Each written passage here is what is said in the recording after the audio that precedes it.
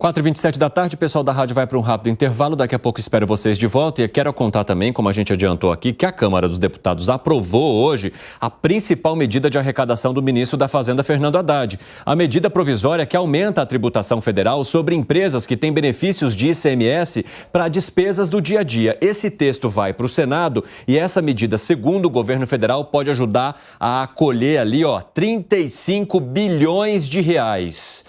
E Fábio Piperno, o governo estava numa expectativa máxima sobre a subvenção do ICMS para poder respirar, buscando ali o déficit zero em 2024. Essa foi uma vitória nesse caso? Sim, essa foi uma vitória robusta. Essa era a joia da coroa. Como eu disse ontem e hoje, algumas batalhas o governo sabia que ia perder, mas ele se concentrou, ele se preparou para ganhar essa. Veja, o governo, por incrível que pareça, ele tem tido êxito nessas pautas econômicas. O governo não vai ter êxito nas batalhas que ele compra para atender o discurso prometido lá para a sua base lá atrás.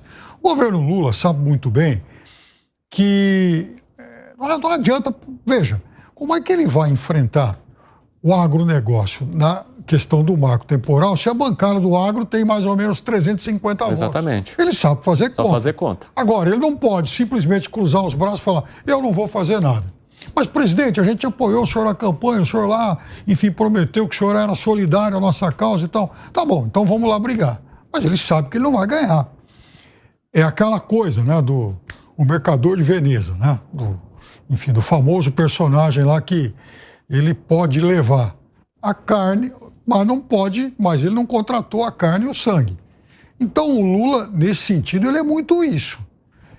Ele vai brigar por algumas coisas. Em algum momento ele vai brigar pela carne. Mas aí o Congresso vai chegar para ele: opa, o senhor pode levar a carne, mas a carne e o sangue não. Então eu não vou dar para o senhor, por conta dos acordos que a gente fez, que envolvem negociações de emendas, etc., eu não vou dar para o senhor, por exemplo, pauta de costumes e, sobretudo, temas que nós já votamos lá atrás. Sim. Porque, por exemplo, marco temporal, o marco do saneamento, isso nós do Congresso já votamos lá atrás. Isso nós não vamos dar para o senhor. Agora, nós vamos negociar, sim, as matérias econômicas que interessam ao governo. Então, foi inclusive muito oportuno ao governo jogar tudo de ruim para ele, tudo que ele ia perder, para ontem. Os jornais hoje, vários deles, né? Nossa, foi aquele, né? Se já estava aí, o governo perde, não sei o quê. Mas é óbvio, perde batalha perdida. Agora, o que vale é isso aí. É como o time bom, que vai escolher os grandes jogos. Ele não pode tentar ganhar todos, porque ele nem tem elenco para isso. Fala, Gani. Olha, eu concordo com o que o Piperno trouxe e eu acho que o governo teve duas grandes vitórias. A subvenção do ICMS, porque conseguiu aí em torno de 35 bilhões de reais, ou próximo disso, para ajudar a bater a meta fiscal no ano que vem. E a indicação de Flávio Dino. Essa foi uma grande vitória para o governo. Hoje, o Supremo Tribunal Federal é um ator político, ele é o fiador da governabilidade. Não dá para falar em governabilidade se você não tem ali um apoio mínimo no Supremo Tribunal Federal. Com a entrada de Flávio Dino no Supremo Tribunal Federal, a vida do governo se torna mais fácil, até porque é uma derrota no Congresso, ela sempre pode ser revertida no Supremo Tribunal Federal. Então, de fato, o governo teve derrotas importantes, mas ele sabia que ia perder.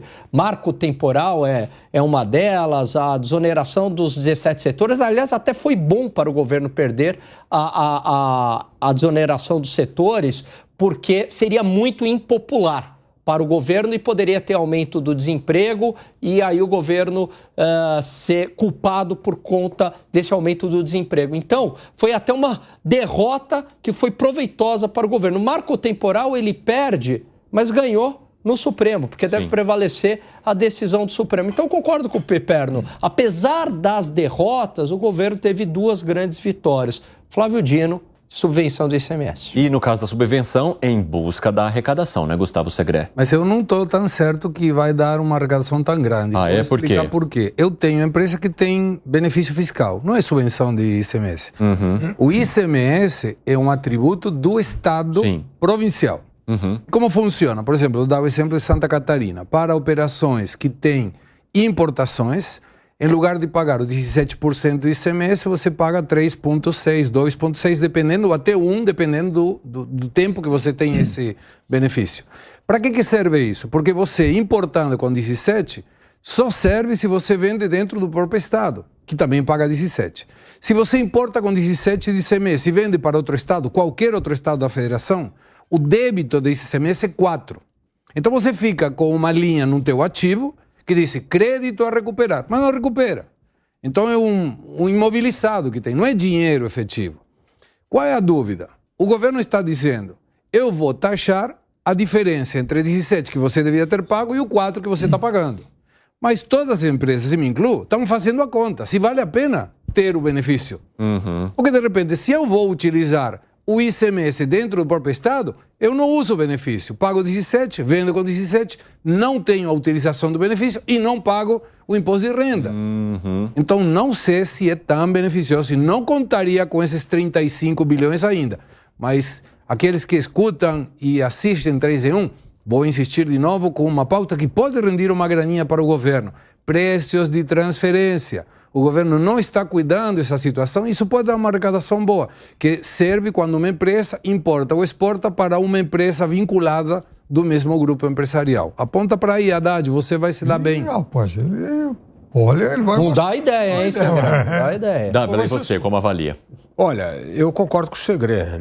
O governo estima uma arrecadação, mas as coisas na realidade começam a mudar. Quando você muda a regra do jogo, o que os jogadores fazem? Eles mudam o jeito de jogar. Ninguém vai jogar igual para ter 35 bi.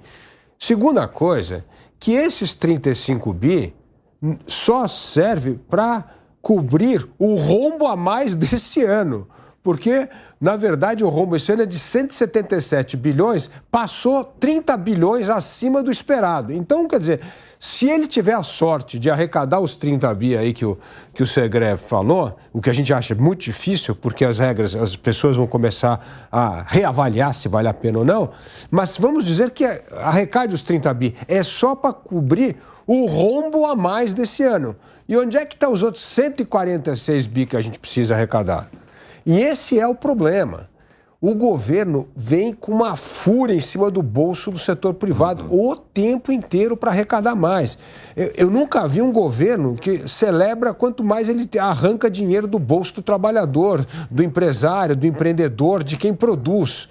E aí? E o trabalho do outro lado, que é cortar despesa? Zero essa conversa. Por isso que o próximo ano o governo vai ter enorme dificuldade de explicar para a população, olha, nós realmente batemos a sua carteira, pegamos o máximo de dinheiro possível, mas não deu para equilibrar. O déficit continua aí. Por quê? Porque o governo não fez a lição de casa de cortar a despesa pública. Ô, Fábio Piperno, o governo está igual um vampiro atrás do setor privado e do trabalhador para tentar arrecadar e chegar nessa meta que ele mesmo impôs? O governo e também o setor privado. Quando a gente fala de regimes de exceções, quando a gente fala de subvenções, subsídios, então também é o apetite desse setor privado. Que foi, Segré? E tenta, de todas as formas, se proteger, de pagar o mínimo possível e de, por exemplo, obter vantagens.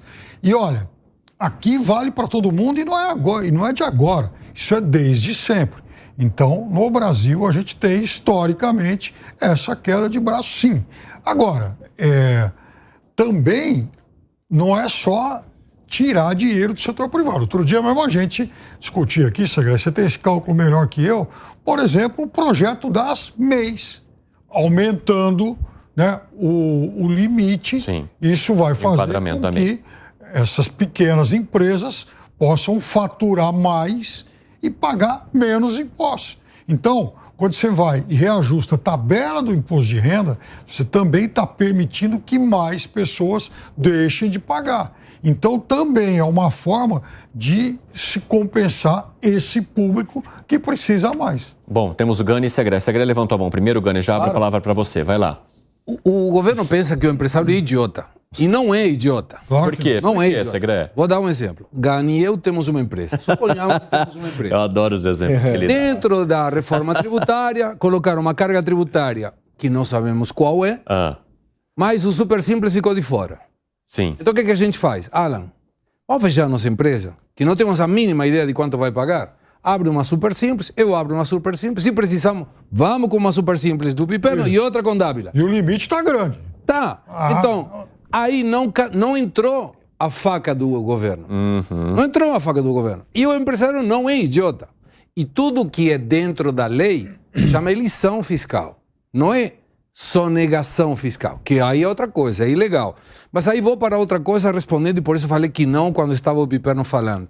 Por que os estados, Espírito Santo, tem estados no Nordeste, Santa Catarina, que eu conheço bem, tem benefícios fiscais e conseguem diminuir a alíquota, porque diminuíram a despesa pública. Senão você não consegue diminuir a alíquota. E essa é uma prerrogativa do Estado provincial. Por isso os estados não querem soltar o queijo do ICMS. Porque ele tem a possibilidade de dizer, eu quero trazer empresas. Se você industrializa, por exemplo, em Santa Catarina, dependendo da cidade, do IDH da cidade promédio, ele te abaixa o ICMS também. Te dá um crédito no livro fiscal. Os governadores estão fazendo um movimento contrário. Vários deles, agora dos estados. Não, mas não é esse. Mas não cambiou. Aumentar o ICMS. Mas é outro ICMS, não é do benefício. Por que isso? Bom. Não, mas sabe por que estão fazendo isso? Porque na reforma tributária vai entrar o promédio. Por isso, não é uma questão arrecadatória. Não é uma questão arrecadatória. Não. Esse é o discurso que eles adotam das boas intenções, ou seja, como isso vai ser baseado na média arrecadada até lá, então a gente aumenta agora para o meu sucessor, porque eu sou um cara generoso, meu sucessor, ele vai ter... Pode voltar depois. Mas aí que está o negócio. O que eles não estão contando, essa é a parte que eles não contam, é que, olha, estamos arrecadando menos agora e precisamos recompor o caixa. Mas se for assim, eles teriam autonomia como para brecar esses benefícios. Os benefícios não estão sendo brecados. E por quê? Porque eles conseguem diminuir a alíquota porque gastam menos. Pega os indicadores de Santa Catarina e compara com os da Bahia. Eu te convido a fazer isso.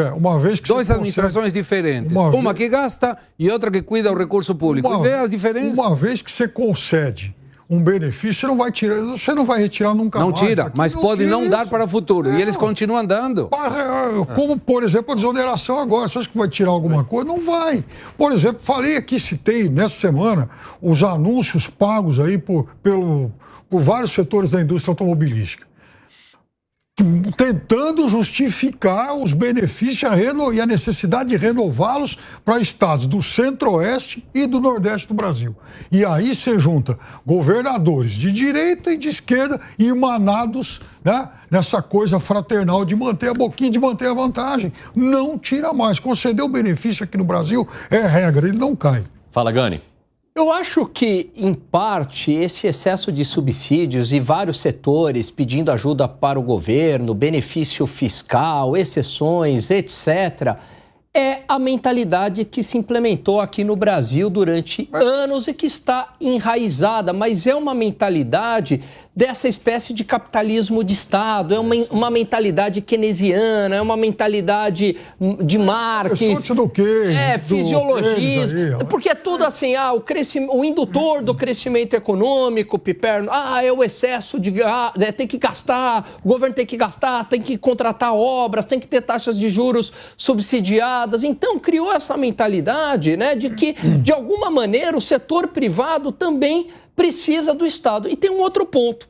Esse Estado ele é tão grande e sufoca de maneira tão intensa este empresário, que o empresário ele não tem outra alternativa, ele fica pedindo exceções, porque a carga tributária é excessiva, porque a burocracia nesse país é infernal, porque a taxa de juros é muito elevada, em parte porque o Estado é muito grande. Então a gente entrou num círculo danoso, né, de que você tem mais Estado e aí a solução para mais Estado a empresa pede mais exceção, né? Só que mais exceção significa mais Estado e a gente não tem uma reforma liberal de fato, ou seja, cortar na carne. Acabou, vamos cortar gasto, mas também acabou o subsídio. Aí a gente entraria num círculo virtuoso de crescimento. Quer arrematar, Dávila? Eu vou girar a reportagem logo depois. O Gani colocou muito bem o capitalismo de Estado no Brasil. Sabe quanto custa esse capitalismo de Estado para nós? Custa isso, 40% do PIB em taxação, que é a maior taxação de todos os países em desenvolvimento. É por isso que acontece isso. E agora, nós estamos falando do IVA, nós vamos ter a maior alíquota do IVA do mundo. Sim, nós vamos ter 27 aí, ou 28%, quando a média dos países emergentes é 21, 20, tem até 19.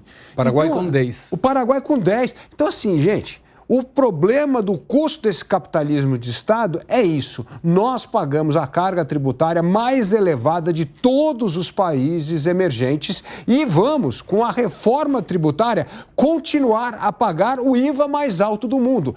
Está na hora de meter a tesoura no Estado e cortar a despesa, porque senão isso é uma bola de neve que não termina nunca. Aliás, termina quebrando empresa no Brasil.